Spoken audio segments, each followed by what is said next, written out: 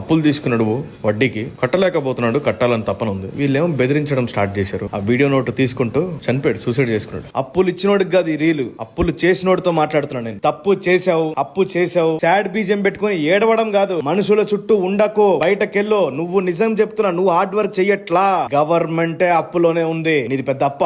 ఏం మాట్లాడుతున్నారా పద్దాకలా suicide suicide అని చెప్పి? మాటలు కూడా ప్రభావం చూపిస్తది. నువ్వు పిరికోన్ లెక్క ఫోన్ ఎత్తగానే సార్ 2 నెలలు సార్ 3 నెలలు, ఇది కాదు. ధైర్యం తెచ్చుకో, కసి పెంచుకో, నేర్చుకో. ఇంటర్నెట్ ఎలా వాడాలో నేర్చుకో. సంపాదించడం ఒకటే స్టైల్లో కాదు, పలు రకాలుగా సంపాదించు. కాల్ ఎత్తి చెప్పు, నేను రోజులు ఏమారిస్తాను కానీ నీ డబ్బులు ఏమారించను.